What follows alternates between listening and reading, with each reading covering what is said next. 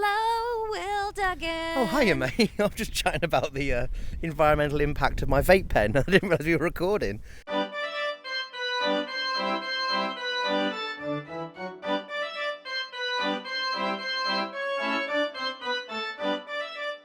I thought I was talking to you, but it turns out I was talking to myself. You're talking to the world. Hello, world. We are in Stratford Upon Avon. We are home of one of the most exciting things in history, I'd say. Of course, you say Stratford Upon Avon, and I think butterflies. Yeah! Listen up. If we wanted to know about some dead white guy, we would do literally any history ever. We don't. We want to know about butterflies. So we're here at Stratford Upon Avon Butterfly Farm because Georgia asked us to go to Stratford Upon Avon. I had a look and I thought, do you know what? Shakespeare gets enough. He just gets enough, doesn't he? Whereas butterflies, who's advocating for butterflies? Lewis Carroll? Maybe. Now, before we start, we're sort of just over halfway through Series 3 now, aren't we, Will? We are. It's over halfway through Series 3 now. I hope you've enjoyed it. We've enjoyed making it. Yeah, we really hope you've enjoyed it. We're starting to turn our attention to Series 4 and whether or not Series 4 is going to happen. If you're enjoying National Treasures and you'd like it to happen, we need your help. We would love you to go to our Patreon and think about becoming a patron of the National Treasures podcast. Yeah. When Laura said help, read cash. Yeah. It costs us a hell of a lot of money. Oh, yeah, we're hemorrhaging money. We are hemorrhaging money. So we've got the Patreon. We really want to do Series 4, but we also want to eat. So if you go to, as Laura said, patreon.com/National Treasures, you can see the two tiers. It's basically £5 a month. It's £1 a week for...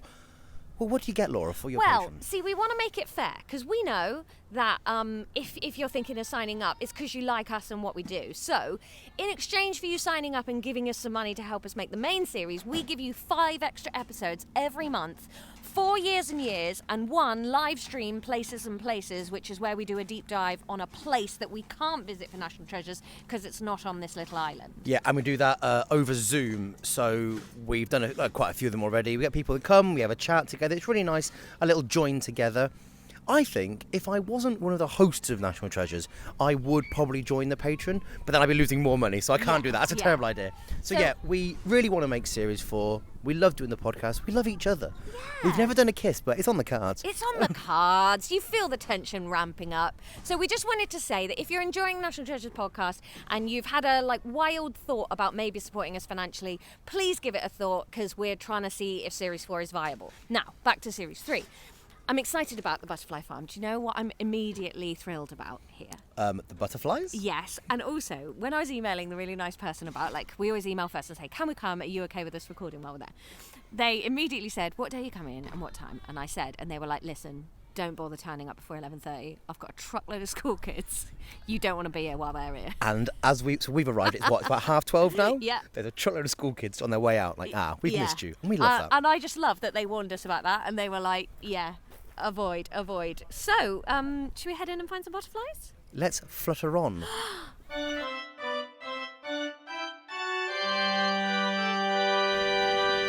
You can probably hear that we are now in. You'll be able to hear the heaters. You can hear the heaters, you can hear the water. You can tell from my tone of voice that I am damp. Yeah, it's musty in here. So we've come in. It's like, basically, if you've ever been to a garden centre, there's always a bit that's sort of a big greenhouse, covered in netting, a bit warmer, got that tropical, artificial feeling. He said it's, 22, 24 degrees in here? It's lovely. Balmy. It's balmy. I wish I was in shorts. A butterfly really nearly landed on your head then. So you walk in, and it's like a path, arrows on the ground. So there was a butterfly on the floor that I thought was dead. But he said it's just, and basically it landed on me. I'm not sure how I feel about this. They're so I'm much not bigger. sure how I feel about it, Laura. There's butterflies everywhere, basically. You walk through the door and it is Butterfly City. You're on their turf. They're so much bigger than I thought they would be. They're like 20 centimetres span across. Well, you'll see from on the Instagram. They're huge, and I know that they are nice, and I know that they are harmless, but whenever they come near me, I think I'm about to die. They are flappy. So the main ones we've seen so far, there's brown ones. But they're so vibrant on the inside. there's one that's please. like dive bombing us at the moment. That's a really beautiful cerulean blue. No, that's the same one. Is it? Look, Is that what they're look, like? that one there, open up. So they're big brown boys on the outside. They look just like they're pooa flies or butterpoos, and then when they open their wings up, they're all blue and bright in the middle. Yes, I'm going to try and catch a photo, Laura, like a candid luck. upskirt photo of this butterfly when it opens its wings. It's nice. So the one that I thought was dead wasn't very well. He'd lost some legs. There's a big table full of fruit, but they've put the ones that are having a bit of a bad time.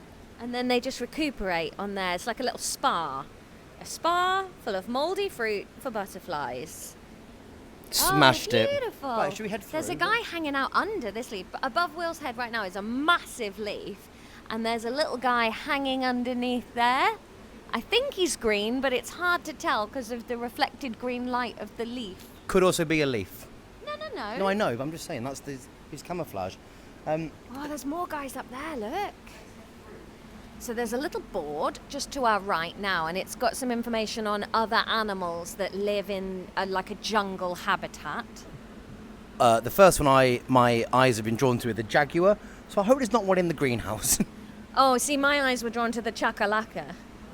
Yeah. There's a bird called a chakalaka. It's not endangered, which is nice. The sound made by the chakalaka gives the bird its name. What noise is that? Chakalaka. Like that. I know the one. Like that. I know the one. Hey, what I really like here is that each of these animals on the board has its own footprint, and then they've done paths through the jungly room that we're in now, and if you follow those footprints, you'll find each of the animals. Let's go and try and find some footprints then, and some animals.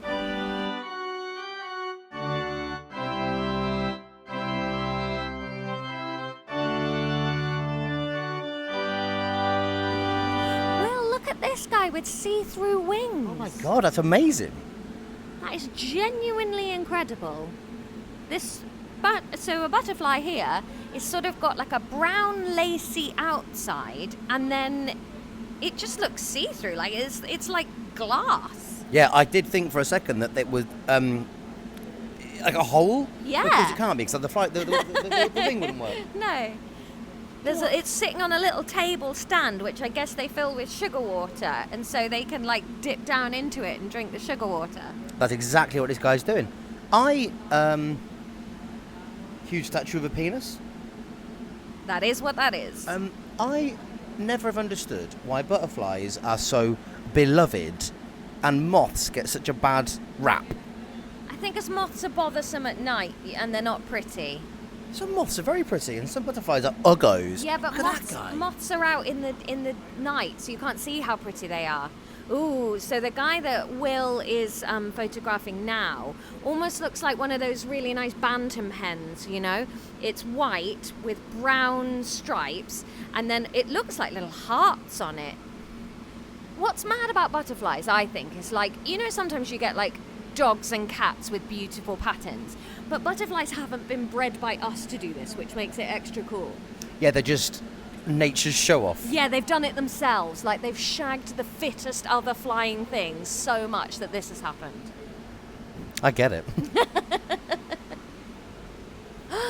Look at that one. So the one in front of us now is like a really matte velvet black with pinky red, like corally hot red down the middle of it.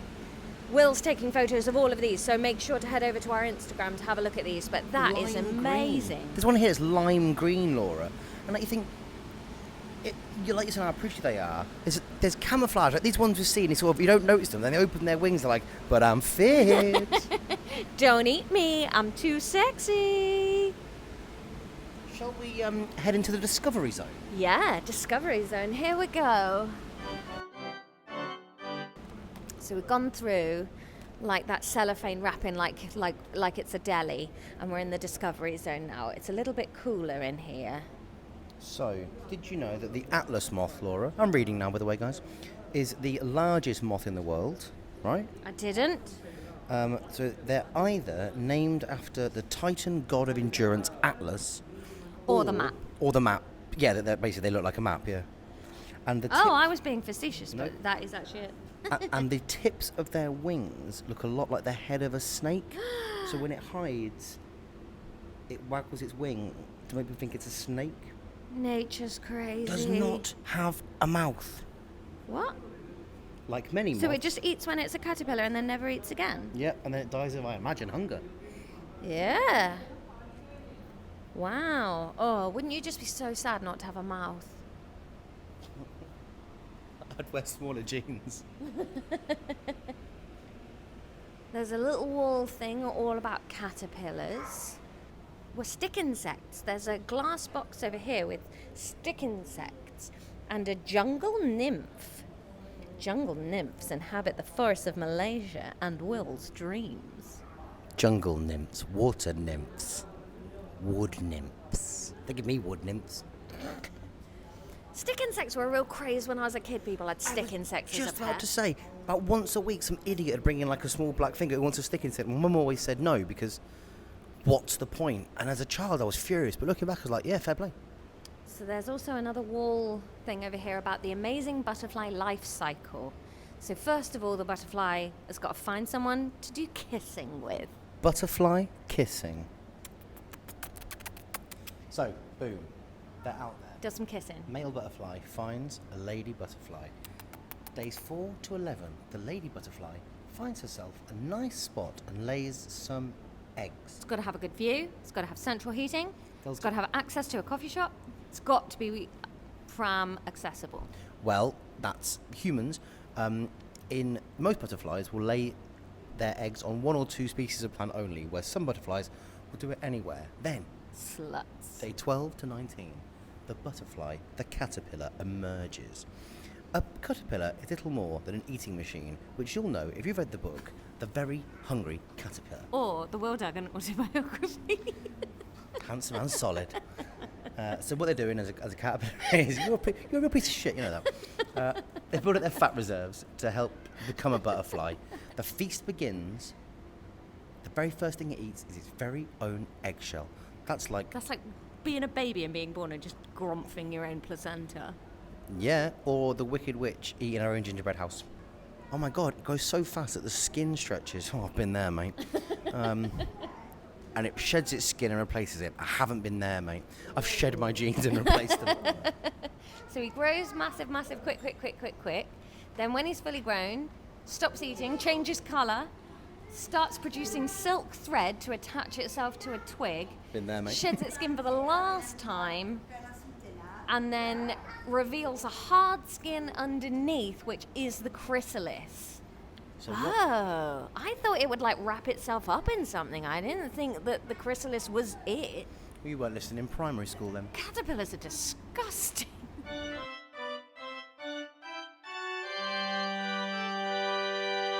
So this is my favourite thing about caterpillars that come in butterflies. Did you know? And I'm reading More this than now. one thing that you like. What about butterflies? Yeah. 1, they're fit. 2, they start off as very hungry caterpillars. And 3, this. Within the pupa, the caterpillar releases loads of enzymes and turns itself, Laura, into a caterpillar soup. Like it turns itself into a soup and then grows the butterfly from that soup. It's the metamorphosis. But did you know, and this isn't from the wall, I know this from my life, some scientists sort of trained caterpillars to be scared of, I don't know, the colour red or whatever. Then when the soup happens and the butterfly comes, the butterfly, who was once the caterpillar, is still scared of the colour red. That soup can retain memories. Isn't that amazing? Yeah. Anyway, it emerges. And now it's a butterfly. It has about 3 weeks, which it spends mainly trying to find a lady butterfly to bang. Oh, it's depressing being anything other than a human, in my opinion. Shall we head on Do to you the think I'm next? allowed to eat a snack in here? I don't know, but I'm probably going to do a wee in here. I'm going to have a snack while you do that then. What's that going to have? A little protein chocolate bar.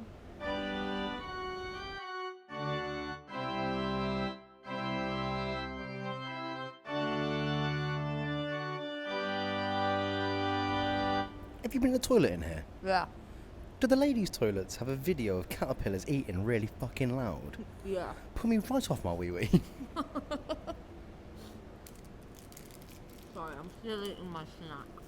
So there's a lovely emerging case made. It's not natural. It's a butterfly. Behave. I hate things that flap round my head. You've chosen to come here. Georgia said, let's go to Stratford. We could have gone to Anne Hathaway's cottage, the Shakespeare birthplace, a theatre, I imagine. But where have you chosen to come? Somewhere that you don't like to flap around your head. How often does that happen? Anyway, it's an emerging case. It's the perfect perfect environment for a pupa to emerge as a butterfly, and it looks absolutely fantastic. Laura, I'm going to pass you the microphone so I can take a photo of this because I love it.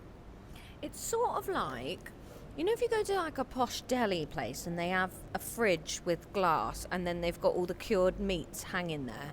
It's like that, but for caterpillars. It's the other end of the life cycle, isn't it, really? This is birth as opposed to cured death. Yeah, it's like if you're the sort of pervert that likes eating baby things, you know. There's one, so there's a few... Like mushed up apple. What? That's a baby thing. Don't do jokes. There's a few that are like pretty much out and just look like they're recovering from having come out. Oh, sorry, pop it in. And then there's some, like this one here, that all still looks all raggedy and messed up. He looks still half caterpillar, you know? The thing is, though, that soup thing you were chatting about, why bother going into a hot... Like, a butterfly is not that different from a caterpillar that you need to become a soup to change. I think it's not a choice. Yeah, but that just seems impractical. You're already halfway there. Just put some wings on the back. It's not... I think you're thick. Okay, so we're done in the Discovery Zone now, and we're going to move back in to the main area. Oh, it's a little cute baby. Hello, are you having the best time ever? Yeah. Oh, a butterfly just landed on the baby. Oh, look at that one. There's a yellow spotty one. Oh, it nearly landed on me. Did you see how brave I was then? I put my hand out you for put it. your hand out and it went, nah. You went, no, I don't trust fam. you not to smack me. Agreed. Do you know what this place reminds me of? The jungle. In a way, actually, yeah. Kew Gardens. Shut up, I'll tell you. Like a really cool restaurant with a high budget. The Isle of The Wight. toilet. The Isle of Wight. A kiss you once had The with Isle a kitten. Your first shave. Look at this. A fog. We're never going to know what this reminds Will The of. Isle of Wight Donkey Sanctuary. How the hell does this remind you of the Isle tell of you Wight what. donkey? One, donkeys and Right. butterflies are very different Have you considered creatures. shutting up for about 18 seconds and I'll tell you? Number one. It was a long drive to get here, if you're wondering why we're wrestling with each other. I'm not... No, you're being bad. You just said, have you considered shutting up for a I'm second? not, I don't think you have, though. I said 18 seconds. All right, I'm not going to talk for the rest of the podcast. So what it reminds me of is, when we went to the Isle of Wight Donkey Sanctuary, you may recall that someone was quite annoyed that all there was donkeys. And we were like, well, it's the Isle of Wight Donkey Sanctuary. What more do you want? But I will say, if you're not interested in butterflies, there's nothing... It landed on my head. There's nothing... It's gone now. There's nothing for you here. But I've got to say, they've absolutely smashed out the remit of this being a butterfly farm. I've seen so many butterflies. Laura, any thoughts? I wouldn't have thought this was going to go. Laura, say nothing if you're a bumhead. Laura, say nothing if I'm the greatest. Laura, say nothing if I can have your dog for my dinner. I'm going to eat back here, Laura. Okay, we're heading on. You're making more work for your editor here, mate. Alright, we head round. There are statues. So a lot of the butterflies come from Belize. So the jungle is like Belizean. So there's some nice statues. It's not a peanut, it's a mushroom.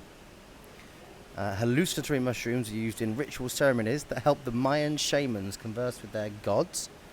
There's some statues of some drunk lads, I recognise that. Loads of nice statues, so it's really like butterflies and the surrounding areas. There's a photo of Laura ignoring me, that'll be on the Instagram.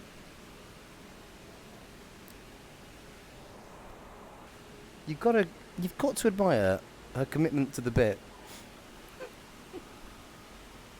You going to apologise? I wouldn't have thought so, no. Is this, look at the water collected in there, just like in the Bromeliad trilogy, you know, the Terry Pratchett ones? Yes. We could listen to more of that today. We can, and we will. Yes. Oh, there's fish.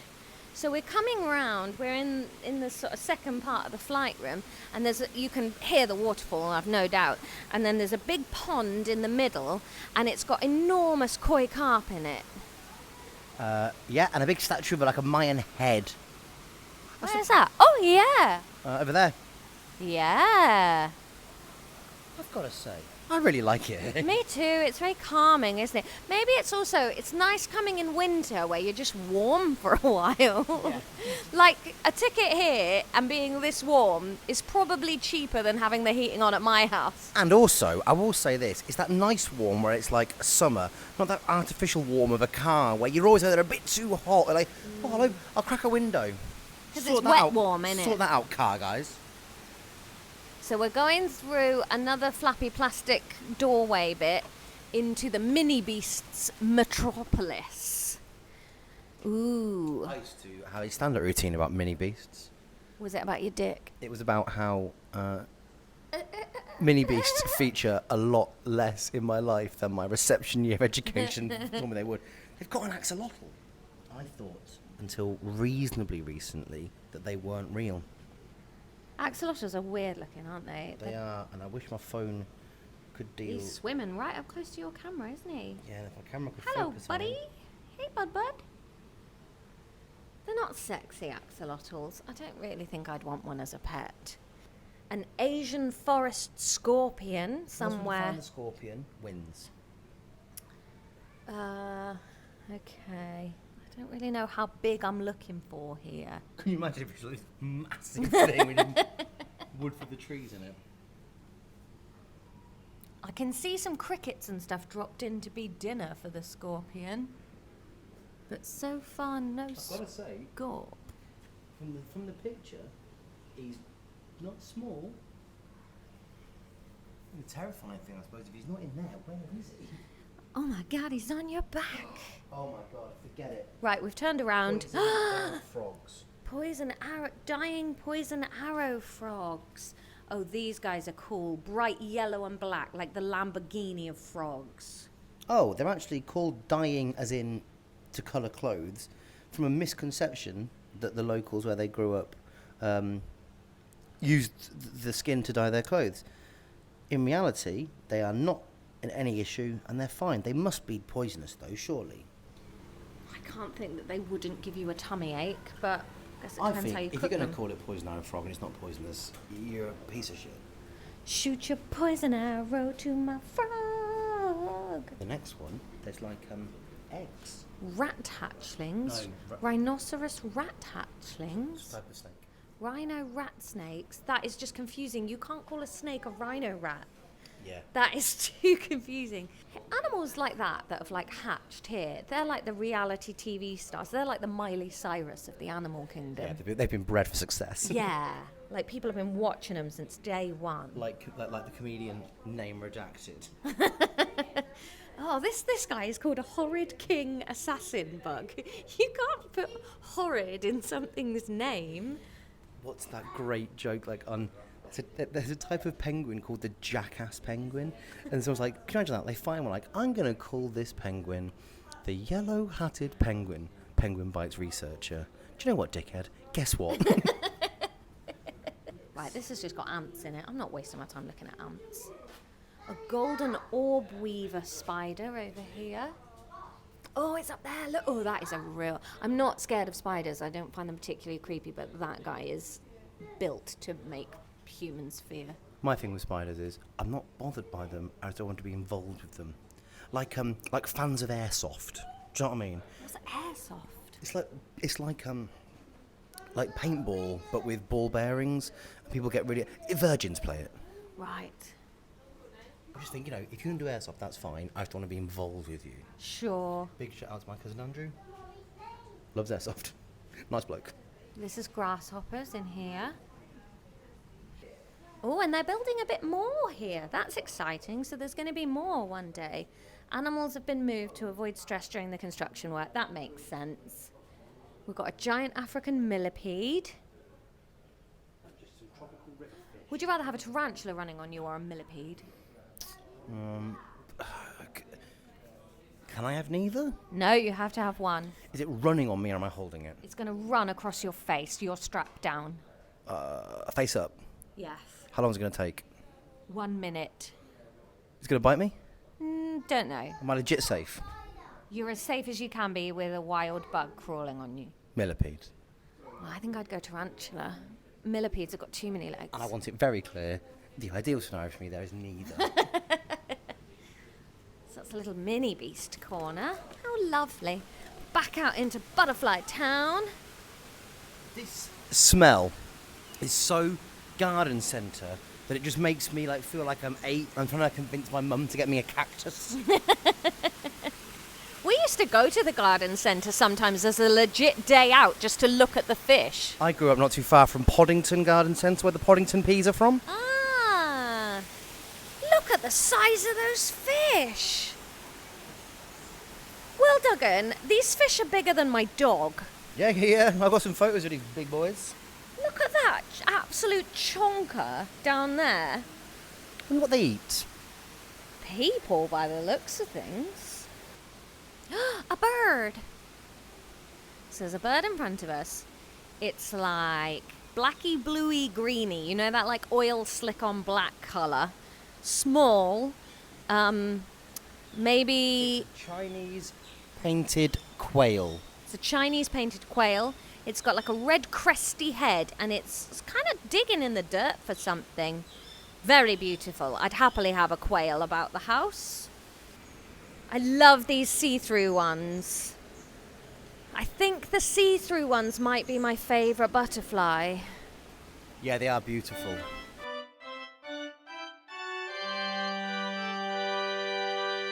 That was lovely.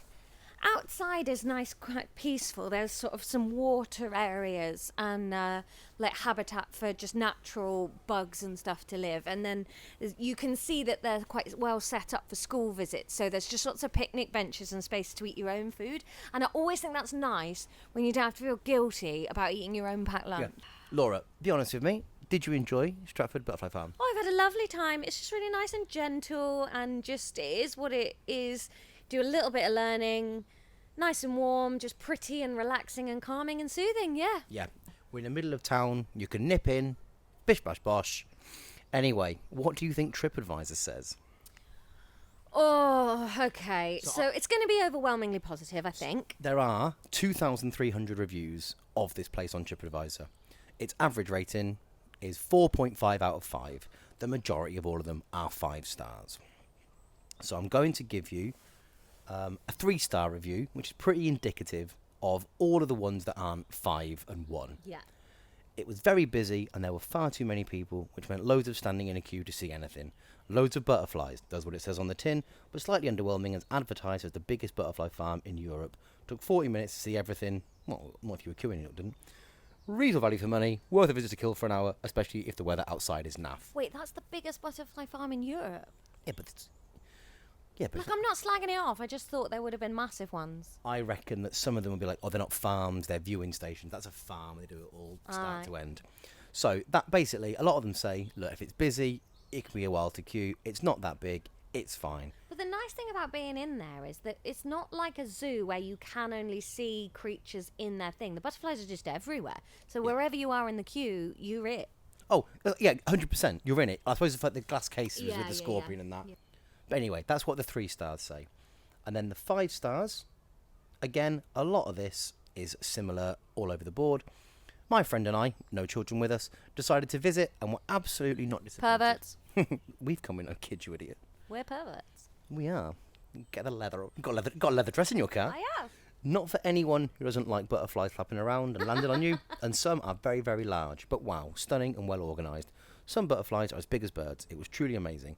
Loads of butterflies flying around and saying hello. It was like being... We're not saying hello. I dispute that. We can't see butterfly. We didn't know what they were saying. It was like being in a rainforest. There were also lots of mini beasts to look at. We bought some friendship bracelets. Aww. And now we come to Everyone's favourite. It's like looking at 1-star TripAdvisor reviews is like lifting up a rock, isn't it? And just seeing some like fucking mini beasts. society doing its own thing in the shade. It's fucking weird. Now I'm reasonably sure that the person who wrote this one wrote the Box Hill one from the other week. Oh no. These people use butterflies to fetch cash for them. Like training them to come back with it in a net. We are butterfly lovers. They look like beautiful dreams. Fuck off. We found this leaflet at one hotel we stayed in the Cotswolds, and we made our visit in the afternoon. It was a hot day, and lots of butterflies were on the floor. I saw one was seriously injured. Someone must have stepped on it. I told a staff member about the butterfly, and he just picked it up and binned it, tears in my eyes. I could have put it among the flowers and let it die there. It's the place where they belong. After I saw this, I went to see another staff member to suggest her to put up more signs to let people look down when they walk, but her reply was very rude and appalling. She said they didn't want to upset people by putting up too many signs. The butterfly would be eaten in the forest by the predators anyway, but that is in nature world. Here, the beautiful creatures are under your care. Their welfare should be properly considered. These people's behaviour and attitude made me believe they just used the butterflies to fetch cash for them. What a ridiculous combination. The beautiful butterflies and the ugly human beings. I really hope so. There's someone that's paid money to go and look at butterflies. Yeah, their cash has been fetched. I really hope certain authorities can see my post, or TripAdvisor can raise my concern to someone who really cares. Jesus. I just feel Butterflies like... look like a beautiful dream. Fine. And yes, I do think you need to have your brain open to the possibilities of animal exploitation and the welfare of animals when you're there. However, paying money to see butterflies in captivity and then complaining that people are using butterflies to get people to pay money to see them is bananas.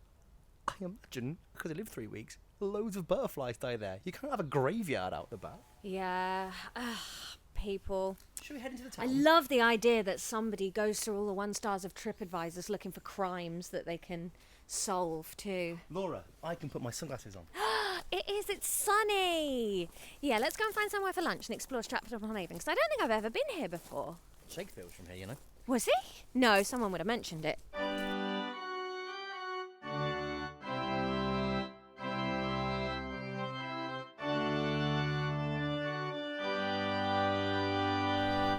I don't want to sound too twee-will, but the walk from Butterfly Farm to the town centre is bloody beautiful. Yeah, we've crossed across like a bridge over the Stratford Upon Avon Canal. We've just walked over a lock. Like 50 swans. A couple of theatres, statues all over.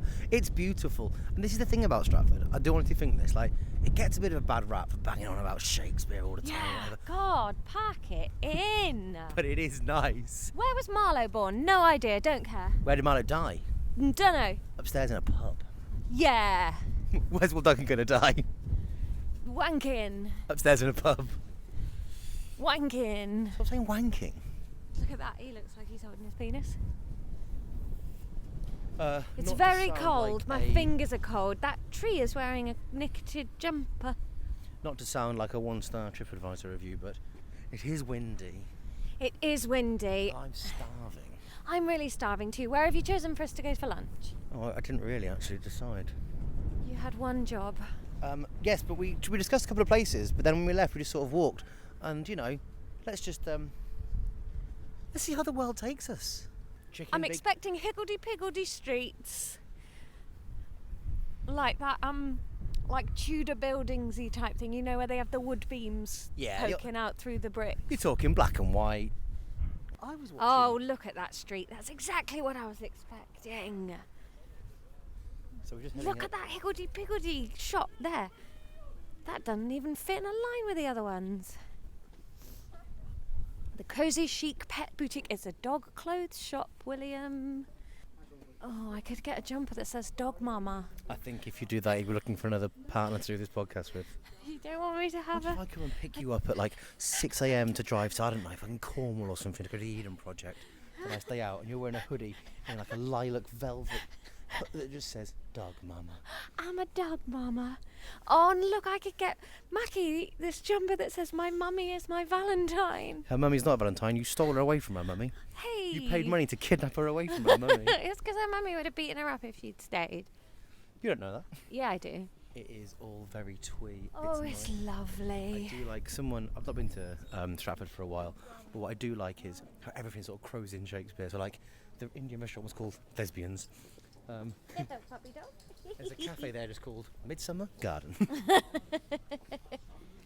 Tudor World, experience the past.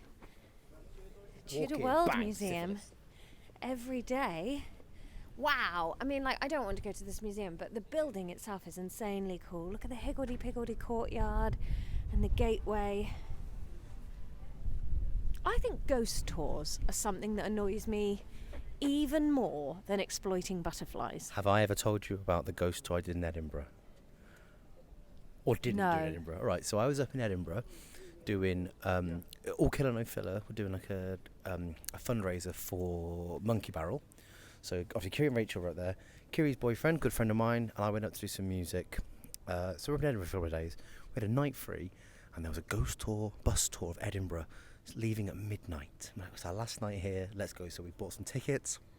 We got there about 22, and at 10:02 the bus creaks along and it stops, and the previous guys get off, and the guide, he's sort of dressed up like a Victorian. Hello there, I'm ready to take you.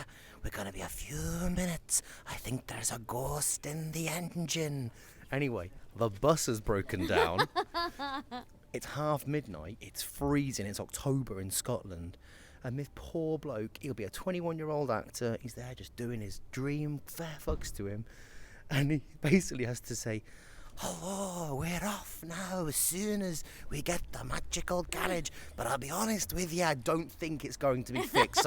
So if you need a refund, get ye on your magic computer. And it's www.edinburghghosttour.com/refunds. You'll need the code. The code will be R5. Just basically poor fucking bloke trying to do admin like Burke and Hare. What a sweetheart.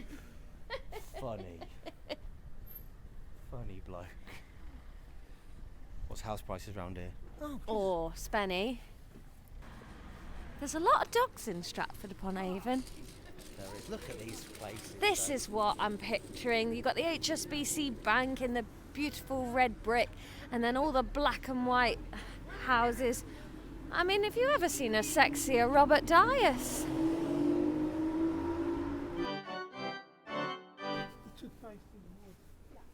Can we go in on Waterstones and see if they've got my book? Your book? Yeah. It depends. How sad are you going to be if they don't?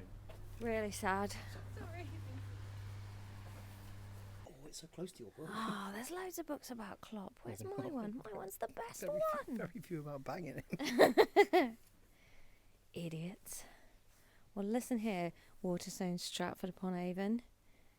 You want to know why people only buy online? Because that's where the good books are available. Rare. I got one of the rare unsigned, but obviously your book. Nah, I've snuck in and signed every page. Well, William, on your right, some sort of, I don't know, house where some bloke was born. Yeah, we're near the Shakespeare birthplace. It's really... And we're not going there today, but it's really And not good. just because they didn't reply to our emails. But mainly because of that. But also because, you know, we're just better than Shakespeare. I do quite like I've made up Shakespeare. loads of words. Name 6. Squeeb, Nordlil, Leeloob, Could you Pom s- Pom could you do the Poo, Could you do the next two a bit smaller in volume? Skunt, and Harry love Potter, those. he I gets love those every- knockoff Harry he Potter gets fucking shops. everywhere, that lad. Anyway, I'll take a photo of the house. Oh, there's an all year round Christmas shop. I love all year round Christmas shops. Oh my god, there's just a cardboard cutout of Mr. Bean in that doorway. That scared the shit out of me. I love an all year round Christmas shop, William. Yeah. Yeah, I just think it's so nice. You can just have a little bit of Christmas. Have a mulled wine. Do you know, I think mulled wine gets a real bad rap. Does it? Who's bad rapping mulled wine? Who's not having it in July? You can have it in July. Wait, but it's hot. Yeah, but I drink tea and coffee in July. Yeah, at breakfast. No, all day long. Hmm. I'll occasionally have a breakfast wine.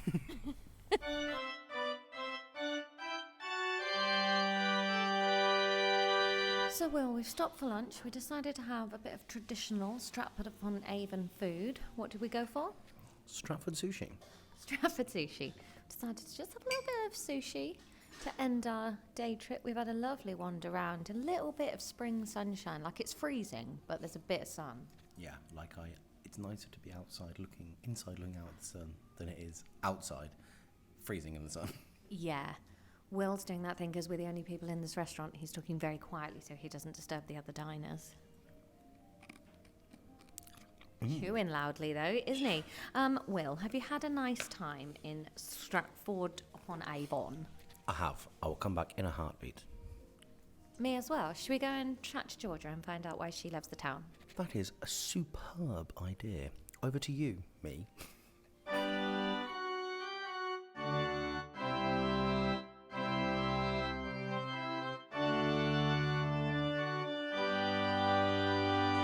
And there we go. What a lovely time we had in Stratford. We are now joined with the lovely Georgia Tennant. Hello, Georgia. Hi, how are you? I'm very well. I regret saying the lovely. I sound like a 90s game show host.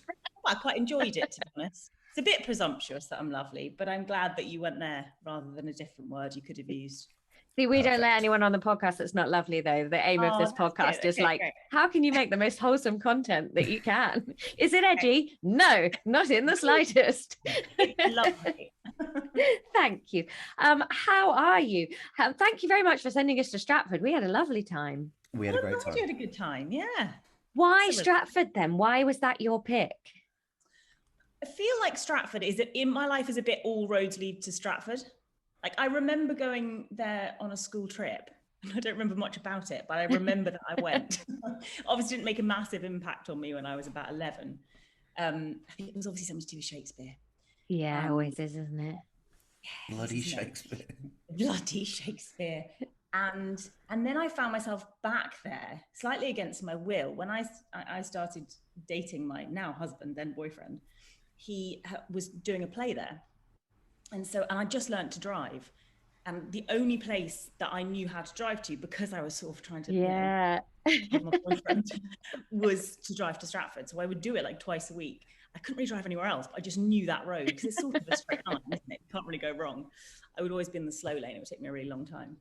And then I'd be forced to go and watch Shakespeare plays.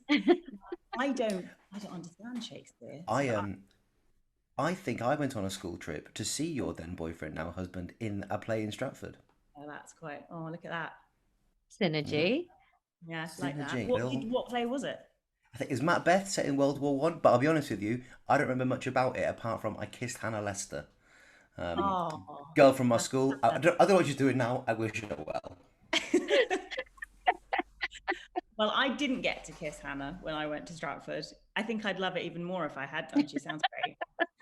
But yes, I would spend like a lot of time in Stratford wandering around whilst because either it was I'd have to watch the show, which was brilliant. But Hamlet on repeat is a bit yeah. Hard. No matter how much you fancy a potential boyfriend, there's only so many times you can watch Hamlet. Exactly. I put the work in. It was like 27 times I saw it. Oh my God. Really liked him. Get on with it, Hamlet. Be or not be. Just do it in less time. Okay, do it faster. See, this is where I'm grateful that I married an improv comedian and the set is like 20 minutes maximum. I'm not sitting through 3 hours of Shakespeare. I really put the work in. You did. But then I would find myself on the days where I didn't want to sit through it again. Sorry, enjoy it. Yes. I would find myself wandering around Stratford trying to find stuff to do. So I would go to sort of historic buildings and tea rooms and ghost walks. And I sort of think any place that has an all year round Christmas shop is sort of the best place in the world, right? Did I not say that when we walked past it, Will? Yeah, I think you said that, and I said in a nicotine withdrawal way, yeah, whatever, let's go and get some lunch. So I'm sorry, I was one of the bad guys there. Actually, I think you got quite sad that mulled wine wasn't a year-round delight. Have you ever worked in Stratford? Or is it like a purely like escape from work sort of place? I haven't worked in Stratford because, like I said, I don't understand Shakespeare, so I think I would struggle performing it. I'd like to, but for me, it feels a bit like a skill I'll never have.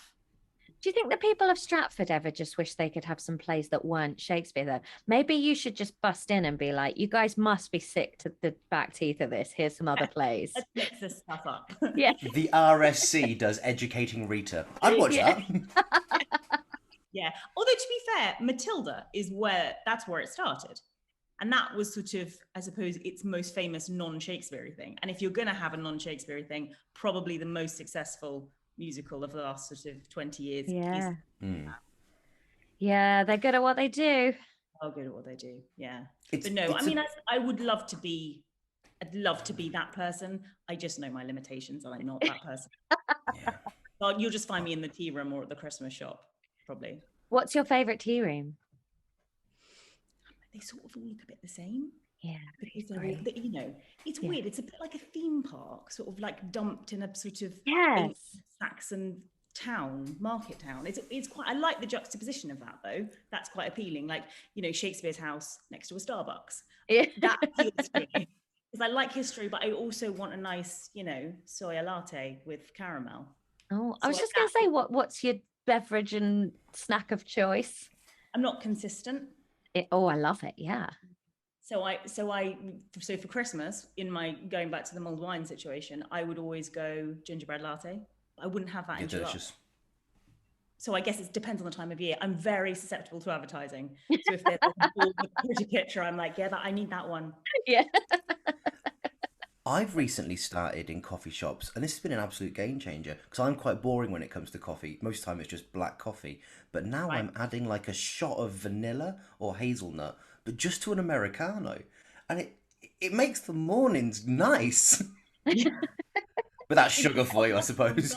Is that your sort of post-traumatic stress thing? It's like you've gone, I'm going to put some vanilla in my coffee. That's it. Like a lot of people are having sort of therapy, but yours is sort of coffee-based. Oh yeah, completely. I've not dealt with any of my issues, and I really am finding bad weight. We're talking booze, cigarettes, and now vanilla-flavoured sugar. Sugar in my coffee, yeah. I'd like to say, if there are any therapists listening, please email us, nationaltreasurepodcast@gmail.com, and let me know what I can do about William. In my Edinburgh show in 2019, I was talking about my relationship as an adult with my childhood imaginary friends, and there was one guy who was enjoying it a lot more than everyone else. It was going very well.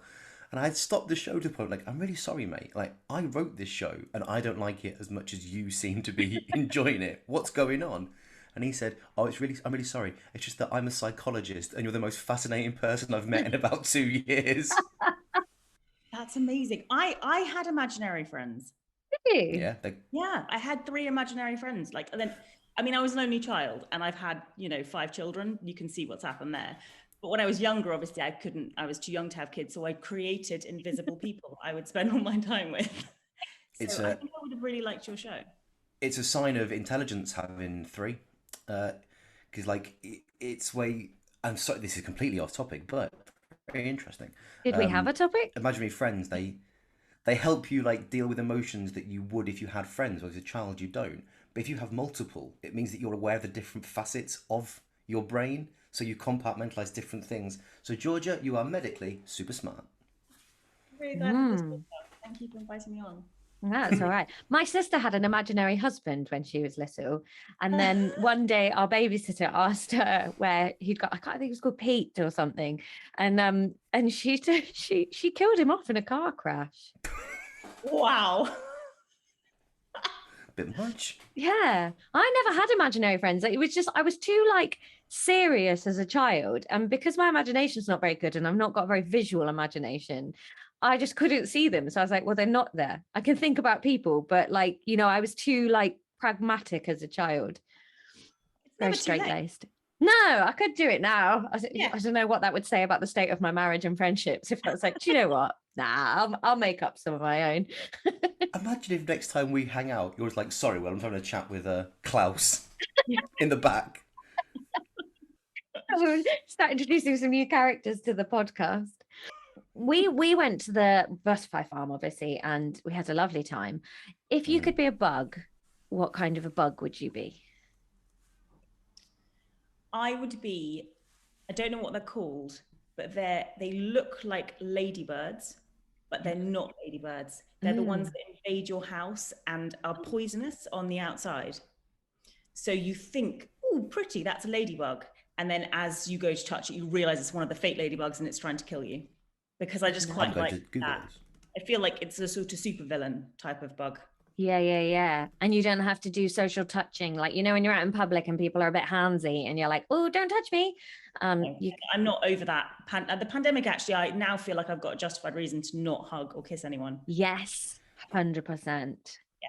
Asian lady beetles, they're called. They're called what? Asian lady beetles. Well, that's me. I'm an Asian lady beetle. I love it. And if you're one of those instead of a butterfly, you don't have to turn into soup in the middle of your life. Exactly. I'm really impressed that you went to see the butterflies, because I don't think I'd be able to do that. I think I'd find it a bit creepy. I did Google it actually to sort of, you know, get my standing on where you'd been. Some of them are absolutely massive. Yeah. Oh, massive. yeah. And they dive bomb your head. I'm not going to lie. The episode people have just listened to is a lot of me squealing as they come too near my hair. We really played the big man until we were attacked by the Luftwaffe of bugs. No, I'm impressed. I would not be able to do that. Oh, thank you. We had a lovely time. Well, thank you so much for sending us that. And thank you for chatting to us this morning. We're really grateful. Have you got anything you want to plug? I know you're on Instagram and Twitter and stuff, but I have to imagine people are more likely to be following you than us. So it's probably not that helpful. But... Yeah. Shall I just plug your podcast then? Yeah. Okay. Thanks, buddy.